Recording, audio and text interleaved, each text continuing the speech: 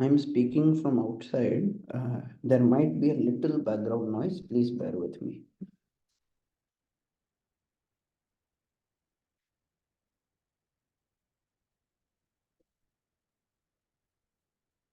श्रीवत्सवंशकलशोदधिकौस्तुभस्य श्रीवासराघवगुरोस्तनयं ततश्च विद्या अवाप्य विबुधोत्तमतां दधानु कुर्वे सदा हृदि गुरुं करुणाकराख्यं लक्ष्मीनाथसमारम्भां नाथयामुनमध्यमाम् अस्मदाचार्यपर्यन्तां वन्दे गुरुपरम्परां यो नित्यमच्युतपदाम्बुजयुग्मरुक्मव्यामोहतस्तदितराणि तृणाय मेने अस्मद्गुरोर्भगवतोऽस्य दयैकसिन्धोः रामानुजस्य चरणौ शरणं प्रपद्ये माता पिता युवतयस्तनया विभूतिः सर्वं यदेव नियमेन मदन्वयानाम् आद्यस्य नः कुलपतेर्बकुलाभिरामं श्रीमत्तदङ्घ्रियुगलं प्रणमामि मूढ्ना भूतं सरश्च महदाह्वयभट्टनाथ श्रीभक्तिसारकुलशेखरयोगिवाहान् भक्ताङ्घ्रिरेणुपरकालयतीन्द्रमिश्रान् श्रीमत्पराङ्कुशमुनिं प्रणतोऽस्मि नित्यम् श्रीमान् वेङ्कटनाथार्यः कवितार्किककेसरी वेदान्ताचार्यवर्यो मे सन्निधत्तां सदा हृदि. We saw about Tirupallandu and some teachings of Periyalvar Tirumoli. We had seen that his name is Vishnu Chitta and he is in Tamil called as Periyalvar. But how did he get the name Periyalvar? What is it that he did so great? What is the greatest thing about his life? If we are to think that way, the answer would be not in him, but in his daughter. That is what takes us towards the next person, the most important person, Andal. We call her Andal in Tamil. In Sanskrit, she is called Goda. Now, before understanding Andal, we have to understand a few things about avatars. So let us look at that. Avatara means incarnation, correct? But incarnation in such a way that they knowingly take it. So there is a devata that descends to the earth. You call it as avatara. That's a simple way to understand it, right? What is the fundamental purpose of an avatara? Krishna says in Bhagavad Gita, Krishna says, Yada yada hi dharmasya glanirбhavati bharata abhyuttanam adharmasya tadatmanam srajamyaham. So whenever there is adharma, to remove adharma and to spread dharma, he takes incarnation to protect the dharmic and to destroy the dushkritas and to establish dharma. From time to time, he takes avatars. That is said, right? But is that the exact reason? Single time. We should think about it a little.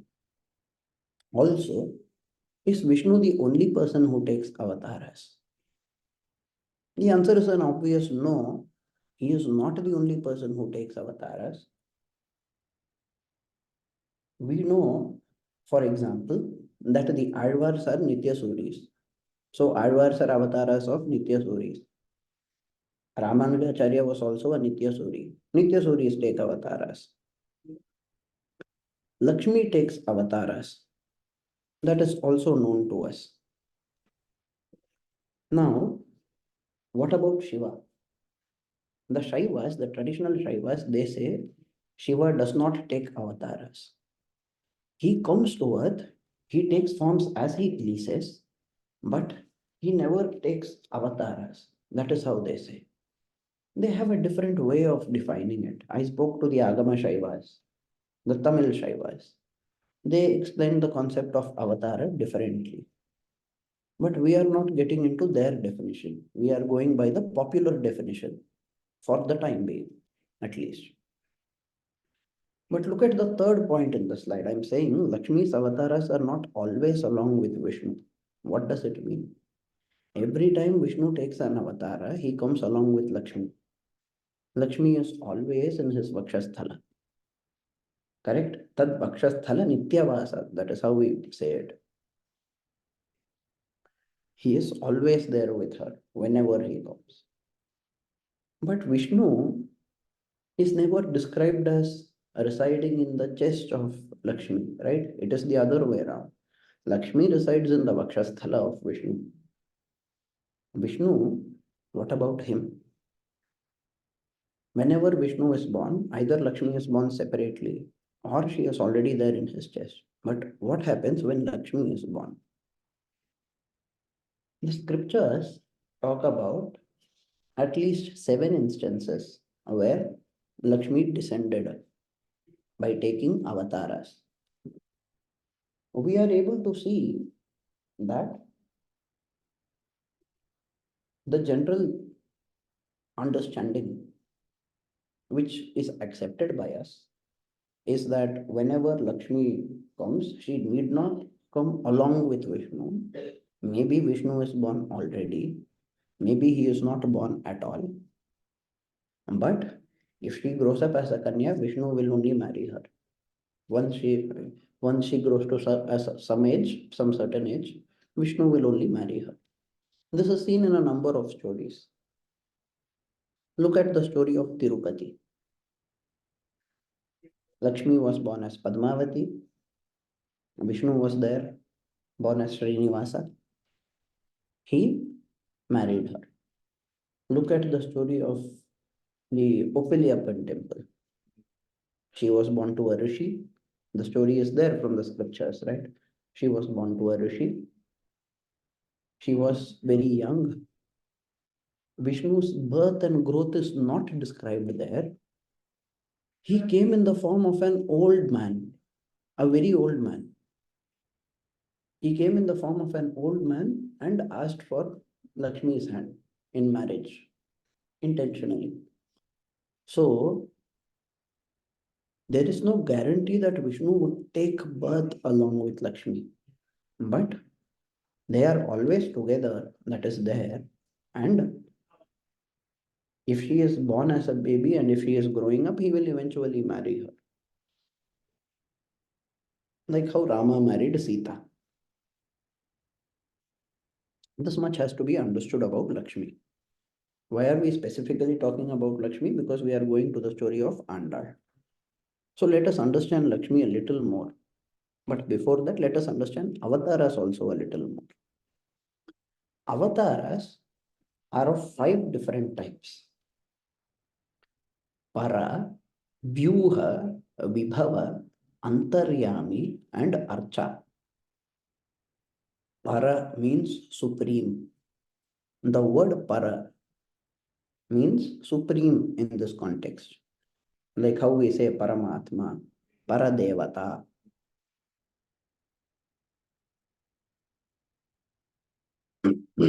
So, Parabrahman, the original form that he takes when it is a normal occasion. In the supreme abode, he is there. We should remember, he can be there without any form, he can be there with any form also. He is not bound by any form, correct? He can be there without any form, he can be there with any form. Everything that is there, he is already there in it, correct? The entire universe is also his form only. But in the supreme abode, Vaikunthe to Parayaloke, he takes specific, he takes a specific form by default.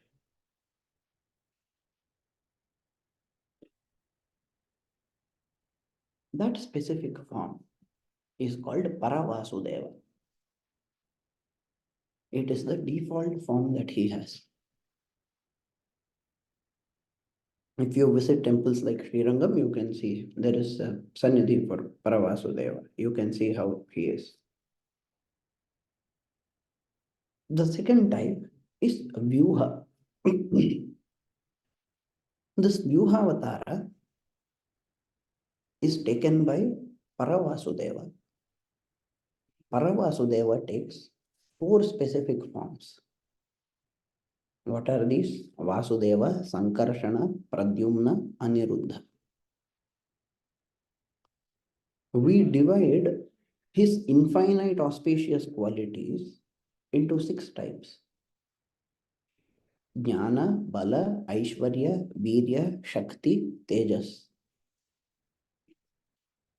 He has all of these forms, as all of these gunas, and he is going to have all of them at all points of time. But among the vyuhas,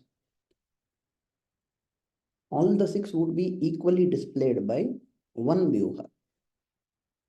Two specific gunas would be displayed in great quantity, much more than the others, highlighting two qualities more than the others that way for each of the other three vyuhas. So, Jnana Bala, Aishwarya, Virya, Shakti, Tejas. Three vyuhas, then one vyuha with all the six. These four vyuhas are called Vasudeva, Sankarshana, Pradyumna, and Aniruddha, not to be confused with the lineage of Krishna. Not to be confused with Krishna, Balarama, Krishna's son Pradyumna, and Krishna's grandson Aniruddha. That is different. This is different. So this is Vyuha. Then there is Vibhava. That is where we usually understand it as avatar. He descends to the worldly realms in various forms. One day he came as Matsya, one day he came as Varaha, one day he came as Vamana, one day he came as Krishna. All of those are Vibhava avatars. The fourth type is taken as Antaryami. Antaryami means indweller. Who is he the indweller of? He is the indweller of all. Antar bahishcha tat sarvam vyapya. That is what the Veda has said. So, he is there inside and outside of all. So, whatever you can look at, whatever you can think of, whatever you can hear about, inside all of that also he is there. Then there is a form called Archa. Archa is the worshipable form that you see as a Vigraha in temple. This makes it 5. If you think about these 5 a little, you would understand that Paravasudeva is there in Vaikuntha. If you want to see him, you have to go to Vaikuntha. If you don't go to Vaikuntha, you cannot find Paravasudeva. How will you go to Vaikuntha? By worshipping. Worshipping whom? That Paravasudeva. I have to worship him. But if I worship him, I will go to Vaikuntha. But if I go to Vaikuntha only, I will see him. How is this fair? So out of supreme compassion, showing compassion towards the Nityas and Muktas, he took Vyuha avatars, which are enjoyed by them. The Vyuha avatars are also in Vaikuntha, and they are all enjoyed by the Nityas and Muktas. But what about us Baddhas, who are here in the mortal world? For us, out of compassion, he descended himself. He descended into our realm, the physical universe, in various forms. But even so, one could argue, when did Rama come? 24th Treta Yuga. When did Krishna come? 5,000 years ago. I did not live during that time. Maybe my Atma was there. Maybe my Atma was there in a human body. There is a possibility, but I don't remember. Right now, is it going to be helpful to me to say that he came 5,000 years ago or several lakhs of years ago? That is not going to help me. So, what is going to help me? He came so long ago. What about right now? Where is he right now? Prahlada told his father, there is no place where he is not there. He is everywhere. He is everywhere as the indweller of everything. And that was said by Prahlada, right? So he is the indweller of all. Okay, he is still here and he is still there as the indweller of all, but I still can't see him. He is there inside me, but I can't see him. A thief who sees Bhagavan inside him will no longer steal, but thieves do not see Bhagavan inside them. There is Bhagavan inside me. Can I feel him? No. Can I see him? No. Can I hear him talking? No. So then what is the point of being inside me? How am I ever going to worship him? The most worshipable form of Bhagavan is what we call the Archa Vigraha. Archa Vigraha is the form that is worshipped. Now this Archa Vigraha could be that of Paravasudeva, could be of Vyuha Vasudeva, could be of Vibhava, depends. Obviously, it can't be of Antaryami. You cannot have Vigraha of an Antaryami. Antaryami is already inside, right? But the other forms, Narasimha, you have Rama, you have Krishna, Rama also. You go to Ayodhya, they call him Ram Lalla, a small boy Rama. You go to some other temple, like you go to Madhurantakam, you will see a fully grown up Ram. So, various forms of Bhagavan are still available to us for worship as Archa Vigrahas. Correct? So, this is the concept of avatars that we should understand. If we have understood this, the next few parts are going to be very easy. It is a course on Vishishtadvaitha that we are doing. Therefore, every now and then, some theory is being presented along with the stories of the Alvars that we are originally seeing. So we will go to the story of Andal. But before that, now that we have understood the types of avatars, let us try to understand about Mahalakshmi.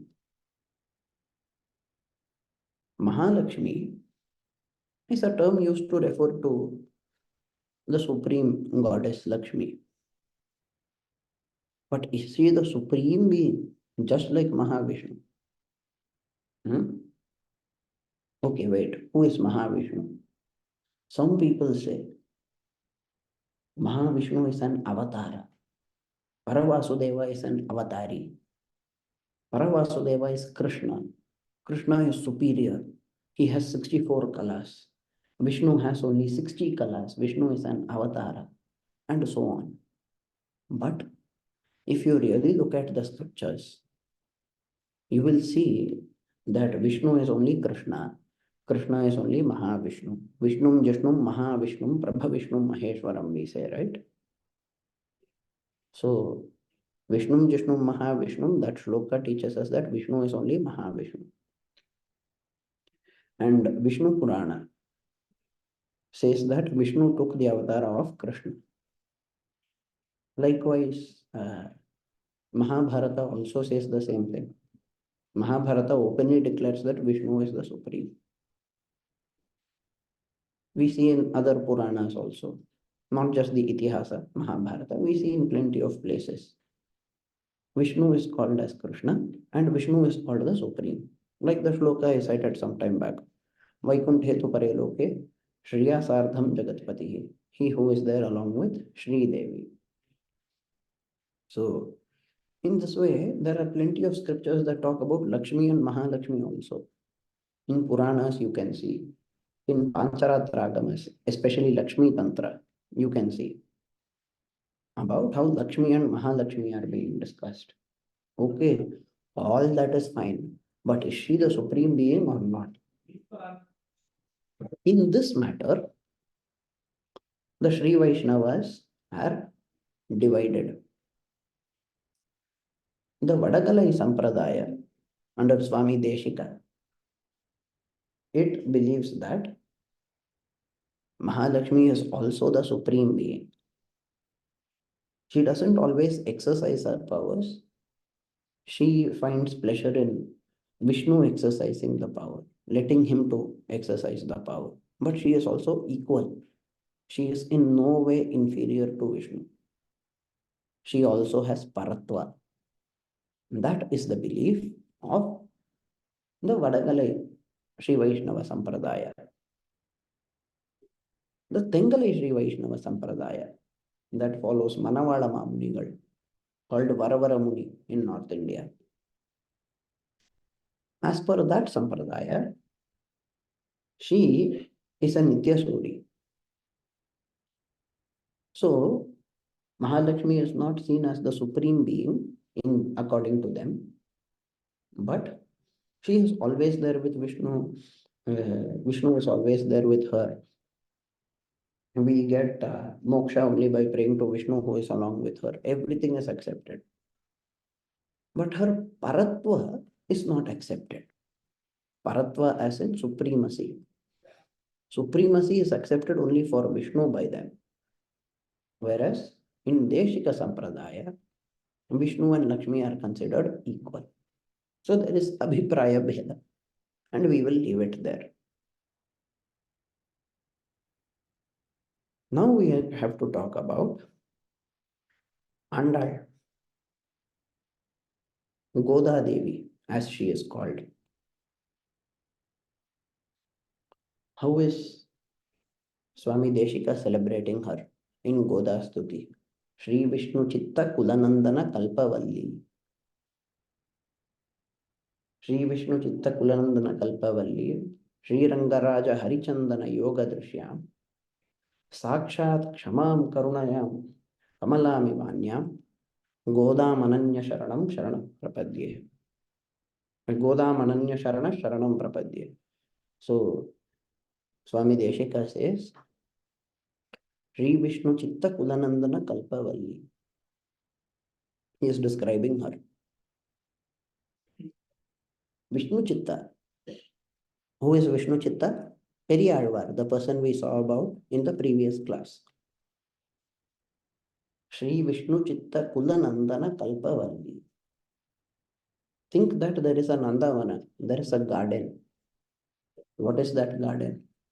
It is the garden called Shri Vishnu Chitta Kula, in the clan of Shri Vishnu Chitta, in his lineage. That lineage is compared to a garden, a Nandavana. There is a Kalpavalli. There is a creeper, but of what kind is it? Kalpavalli. Do you remember the Kalpa tree, Kalpa Vriksha? If you have seen the Brahmotsava, especially at Tirupati, it looks very beautiful, right? On one of the days, Vishnu comes on Kalpa Vriksha Vahana. Kalpa Vriksha, Kalpaka Vriksha, they call it. What is that? What does that Vriksha do? They say this Kalpaka Vriksha can grant any desire. It has the ability to grant every desire. Who gave the tree the ability to grant the desire of all people? That was Vishnu. By nature, This Goda Devi, she has the ability to grant all the wishes of all the people. So she herself is like a Kalpaka Vriksha. So she is like a Kalpaka Vriksha in the garden of Shri Vishnu Chittakula. This is how the shloka starts when Swami Deshika praises her. Now, Lakshmi, if you look at the forms of Lakshmi, she takes different types of forms. One way to classify is to talk about Ashtalakshmi. Do you know about Ashtalakshmi? Are they all different people who are called Lakshmis? No. Ashtalakshmi is Lakshmi only, but she is called by different names depending on the different forms she takes. Adi Lakshmi, Dhana Lakshmi, Dhanya Lakshmi, Gaja Lakshmi, Santana Lakshmi, Dhairya Lakshmi, Vijaya Lakshmi, Vidya Lakshmi. In this way, we list. And that's eight forms of Lakshmi, isn't Correct. it? Correct. That is, those are 8 different forms taken by her, in which each form focuses on one specific attribute that is beneficial to us. For example, Dhana Lakshmi, praying to her will give Dhana, right? Santana Lakshmi, pray to her, you will get Santana Bhagya. Santana meaning child. So in that manner, you have different forms. There is another way to classify Lakshmi. This is the, here I am referring to the original classification of the consorts of Vishnu. This is classified as Shri Devi, Bhumi Devi, and Neela Devi. These 3 are praised in the Veda itself. We know well about Shri Devi, right? Shriya Sardham Jagatpati, along with Shri only he is there. We have said it so many times. The Veda also says that there is another form, the Bhumi Devi, who is also his consort. The third is Neela Devi, who is also praised in the Veda. The Veda talks about, there is a separate Neela Suktam itself. The Veda celebrates her. And separately, in Puranas also, she is celebrated. So, Shri Bhumi Neela Devi is celebrated in Puranas like Srimad Bhagavatam. In the works of Advars, Napinnai is mentioned. Certain people think that Napinnai is only Radha, but Napinnai is not Radha. Radha is different, Napinnai is different. Napinnai is Nagnajiti. She is the daughter of Nagnajit. Nagnajit was an uncle of Krishna. Krishna won the Swayamvara of his daughter and got to marry her. She was an incarnation of Neela Devi. She is called Neela itself or Nagnajiti in Sanskrit and Napinnai in Tamil. So, Napinnai is different from Radha. Radha, she played a different role. Radha was not won by Krishna in a Swayamvara. That is her story is a different story. We should keep that in mind. Keeping that in mind, let us move on. Bhumi Devi is very popular already, right? Like Sita Devi. She was the birth of the Bhu aspect of the goddess. So there is Shri, there is Bhu, there is Nila. All the three together, you can see, for example, if you go to Sri Rangam, you can see Ranganatha with all the three, Shri, Bhumi, Nila. Such kinds of Sannidhis are there. Nila Devi is usually not so popular, but let us forget her for a time being. Let us look at just uh, Andal. So, Andal was an incarnation of Bhumi Devi. The Vedas talk about her. At one place, the Veda, one part, it says, Hrishchate Lakshmishcha Patnyo. Hrishchate Lakshmishi. So, Hri and Lakshmi, it says. There, Hri is taken to be Bhumi and Lakshmi is taken to be Sri Devi. There is another partha for the same. It says Shrishchate Lakshmi. When it says Shri and Lakshmi, we will take Lakshmi as referring to Bhumi Devi. There is a second cha there. Cha in Sanskrit means and. Harishchate Lakshmishcha. The word and comes twice.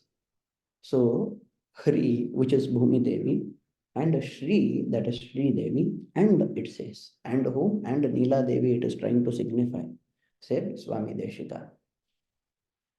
Anyway, so this Andal, she was an incarnation of Bhumi Devi. Her primary goal was to teach the path of devotion and surrender. The primary purpose of Lakshmi's avatars, if you look at the avatars of Lakshmi, it would be to bless the people who want, like blessing a sage or blessing Akasha Raja, whoever it may be, blessing them by being their daughter, bringing welfare and prosperity to everyone, teaching bhakti and sharanagati, uh, conforming to the boons given to somebody, or acting out of Leela. All of those reasons are there. Eventually, she would marry Vishnu. We know that about Andal as well. So her primary goal was to teach the path of devotion and surrender. But that is not all. She taught dharma. She taught dharma for all of us, for men and women. But for women specifically, she has taught dharma, which is a great thing.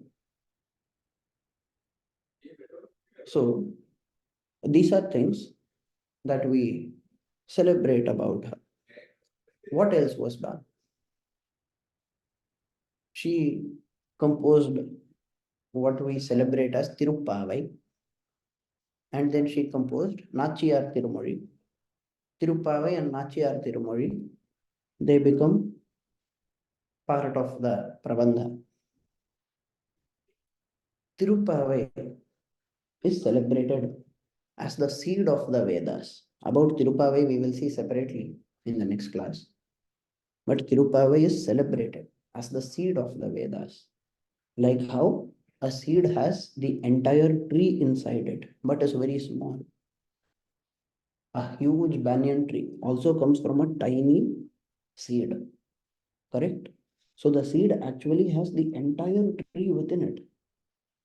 It has the capacity, but it is very small, right?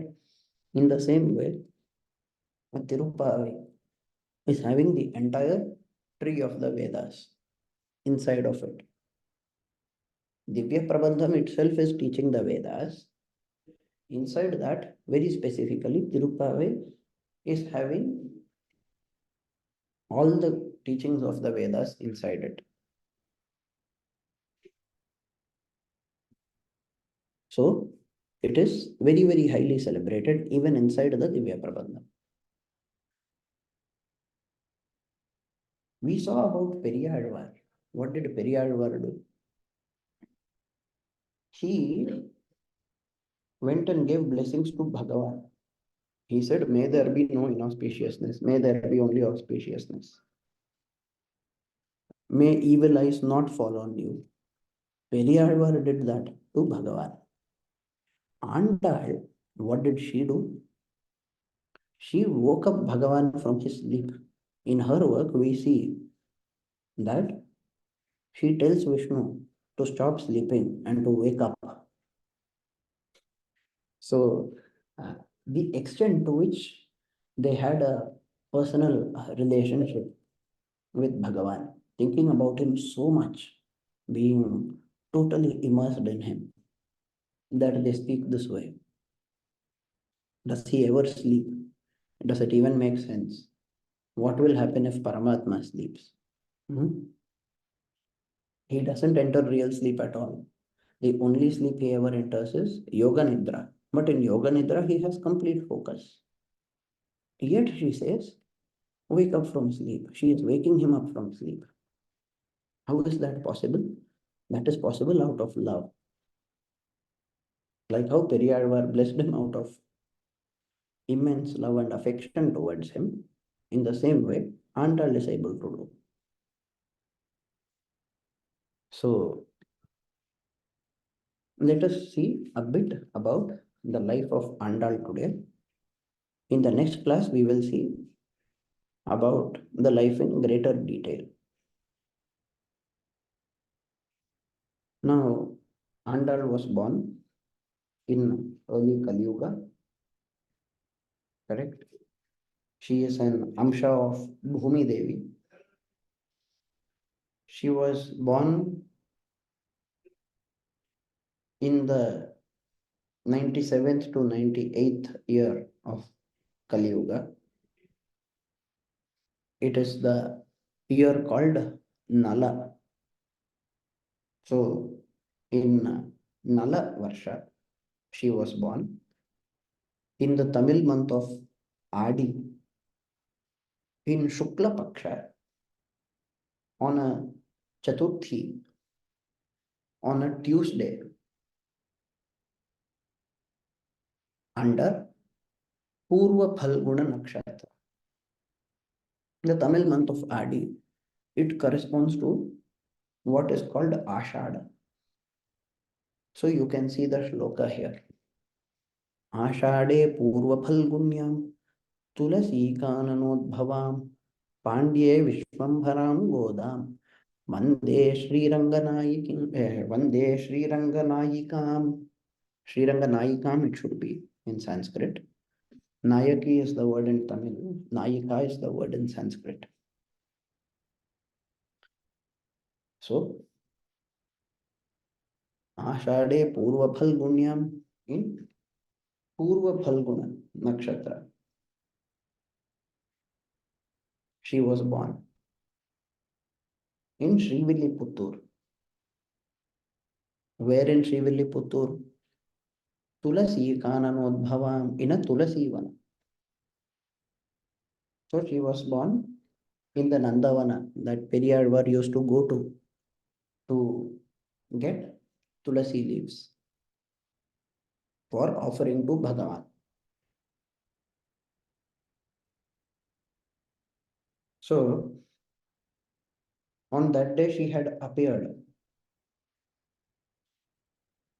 Where was this Srivilliputturu? It was in Pandya Desha. And she is called Shri Ranganayika in Sanskrit. In Tamil, she is called Shri Ranganayaki. In Sanskrit, she is called Shri Ranganayika. Goda, that Sanskrit word. In Tamil, it is used as Kodai. So, Andal, Goda, Kodai, all such words are used to refer to her. So, she was named Goda by her father, Vishishtadvaitha Swami, who we know better as Periyalvar. She wasn't really born to his wife, just like how Janaka Maharaja found Sita Devi. Vishnu Chitta Swami, he saw a baby daughter. He saw a small daughter and, small baby girl. And he thought, I don't have any child. So what shall I do? Let me adopt her. So he adopted her. But as we know, the famous story of Andal, when her father would go outside, when he would be busy with work, she would wear the garland that is meant to be offered to Ranganatha in some time. She would wear it in advance. Normally, what do? We take whatever has already been offered to Bhagavan, water that has already been offered to him, milk that has already been offered to him, flowers that have already been offered to him, tulasi that has already been offered to him, food that is already offered to him. We call it prasada. That is how we take it, right? If we take anything before offering to him, it will become unfit for offering to him. This is what the Shastras say.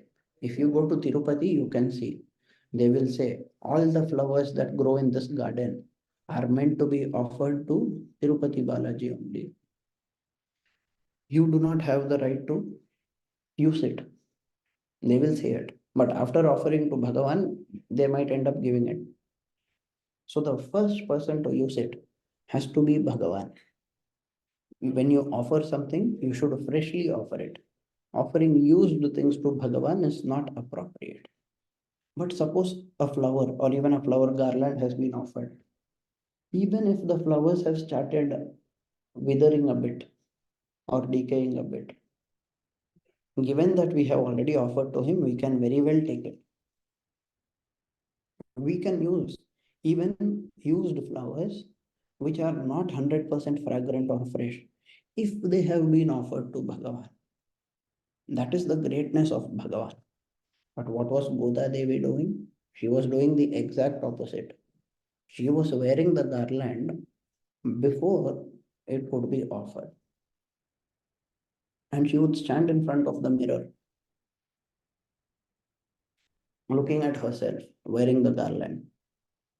Not just thinking about herself and how nice she looks, but she would think about Ranganatha, who is going to wear the garland. She would think about him and about how she is going to be with him. This is what she used to do for a long time until, of course, her father found out about it. What happened when he found out about it? We all know. Naturally, he was unhappy. He was extremely sad. He was extremely angry. He thought, what a great sin has been committed. My daughter has been wearing the garland that is supposed to be offered to Bhagavan with Atyanta Bhakti. I am offering it to him, but without my knowledge. She has been polluting it. And whenever polluted garland is offered, it is a sin. We shouldn't do it. He scolded her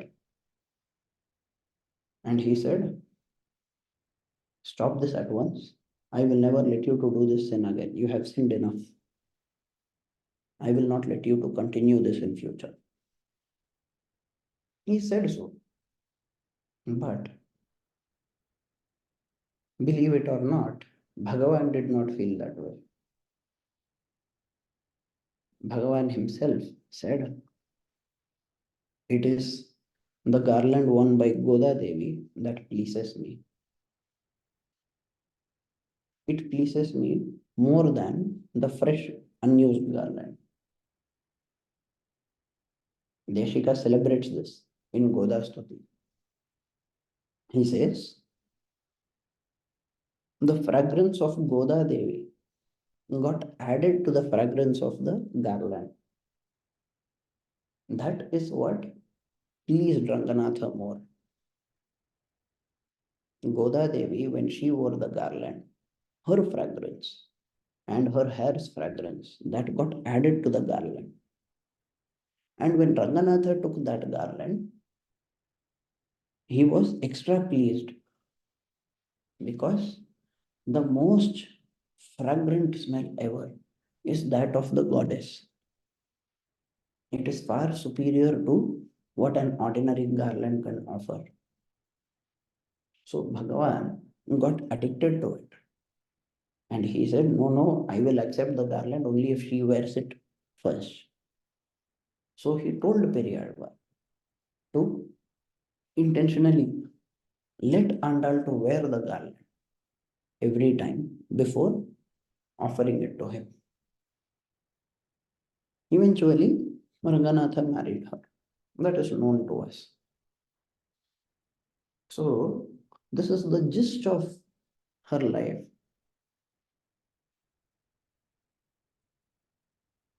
There are more things that could be said, especially about her composition. If we start discussing Tirupavai, we can go on and on.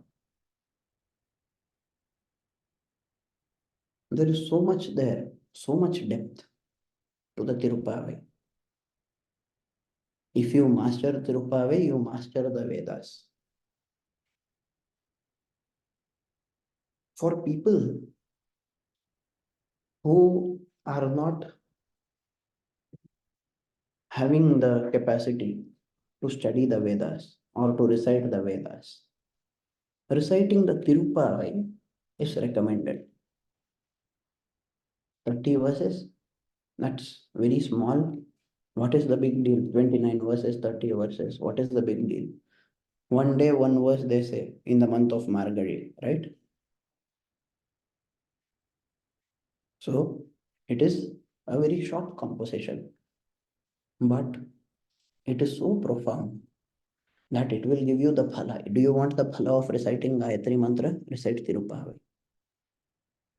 Do you want the phala of reciting the Veda completely? Recite Tirupavai. Do you want to learn the core teachings of Vedas? Learn Tirupavai. Do you want to learn the ultimate teachings of the Vedas? Learn Tirupavai. Do you want to understand the teachings of Bhagavad Gita perfectly? Learn Tirupavai.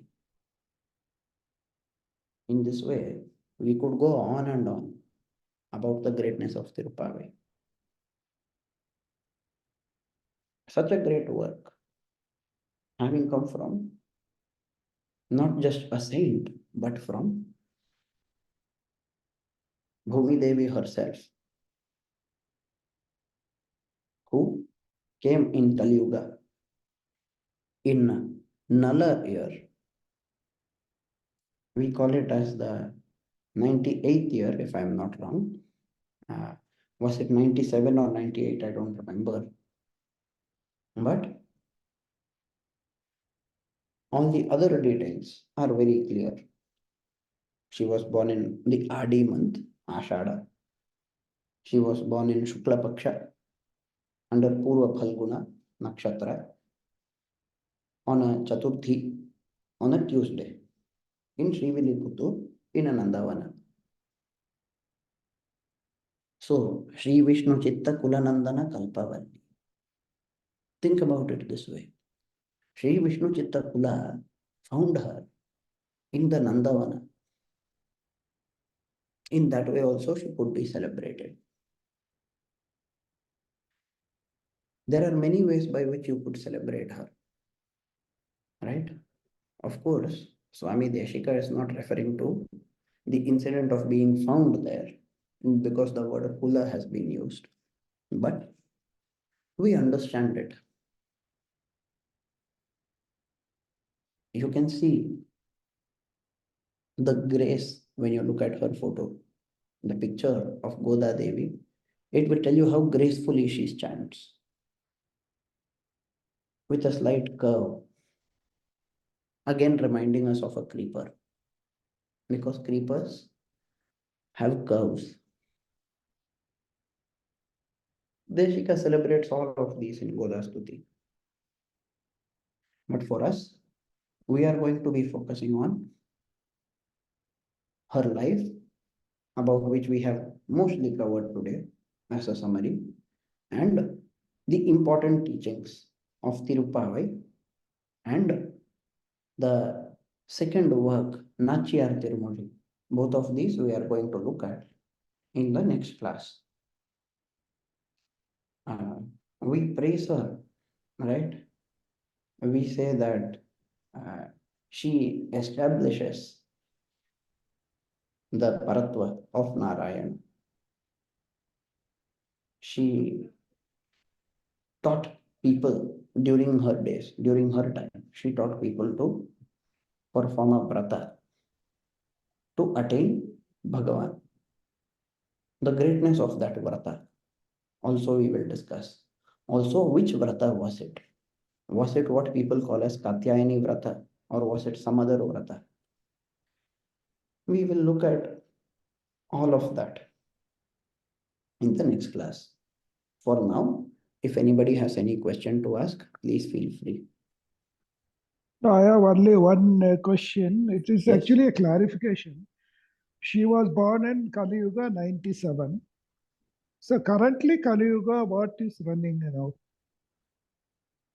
see, 5,100 and 20 years have crossed already. Uh, How many? What is it? How uh, many now? What is it? Currently, what is running? uh, I don't remember the exact number, but No, it is clearly roughly. more than 5120.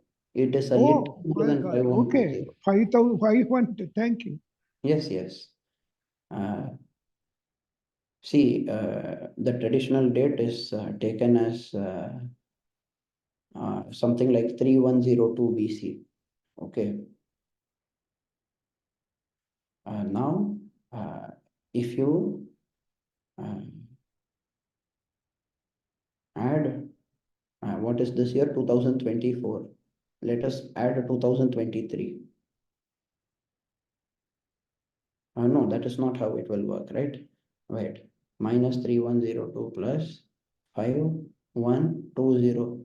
If you do, it will be 2018. So in the year 2018, 5120 got over. So now it should be close to 5125. Thank you. If we open the Panchanga, we will know immediately. That shouldn't take long.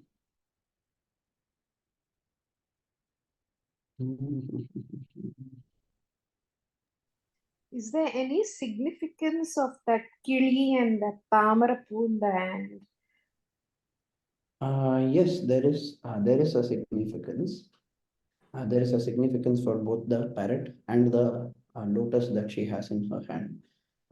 You can see her having lotus in many forms, not just as Andal. In many different forms, you will see Lakshmi Devi carrying the lotus. Uh, she is associated with the lotus in so many different ways. And also, lotus symbolizes uh, her nature and her purpose both. About the lotus and the parrot, ask me in the next class. I will explain in detail. Thank you. But yes, there is a significance. It is not just like that they show it. You will see the parrot everywhere, be it in dolls of Andal or in the Vigraha, you will see it everywhere.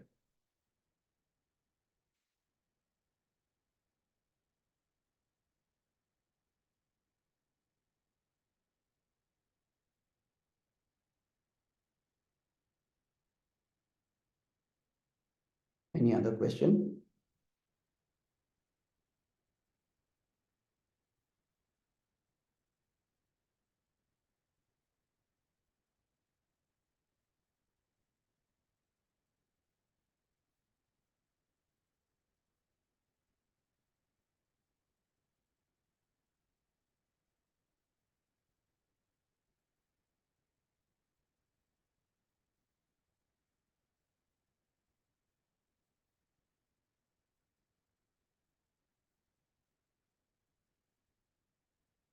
Kaligatabdaha 5124, the Panchanga says.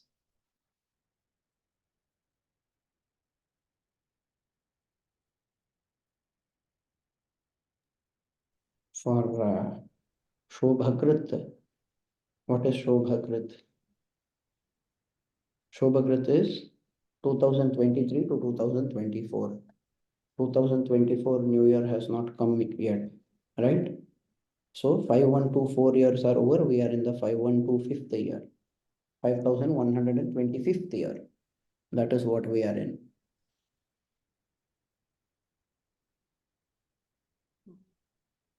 It's quite a long time. That is from the time of the birth. More than 5,000 years have passed Yes, since yes. Vedanta came. Yes.